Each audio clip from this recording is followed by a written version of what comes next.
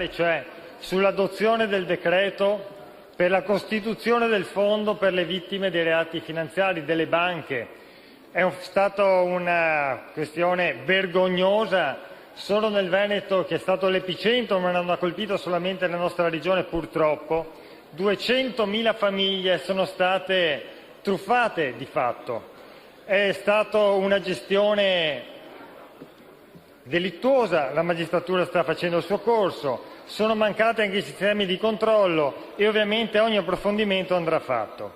I governi precedenti non sono stati con le mani in mano, sono stati salvati i correntisti, gli obbligazionisti, i dipendenti, le reti delle imprese e da ultimo è stato fatto un provvedimento con la finanziaria del 2018, con la legge di bilancio del 2018, che per la prima volta, caso unico a livello europeo, salva anche gli azionisti, pur appunto sapendo che che c'è un rischio proprio in chi acquista azioni, ma è stata riconosciuta la violazione normativa e dunque l'azione fraudolenta da parte di coloro che hanno compiuto questi atti vergognosi.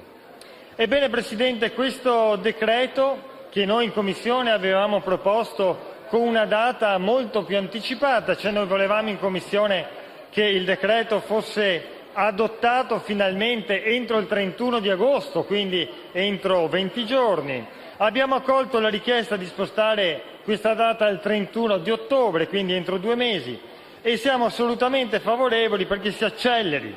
Vede, Presidente, il decreto in questione mette nelle tasche degli italiani che sono stati in maniera fraudolenta derubati, e sono famiglie per lo più povere che hanno messo il TFR per i figli, magari portatori di handicap, eccetera, mette 100 milioni di euro. C'è chi dice non sono sufficienti e noi siamo d'accordo e infatti dobbiamo incrementare questo fondo. E però se uno mi dice serve mettere 1 miliardo, non sono sufficienti 100 milioni, noi diciamo siamo d'accordo, ma iniziamo a mettere i 100 milioni e domani mettiamo i 900, non togliamo oggi 100 milioni e domani forse mettiamo i 1.000 milioni.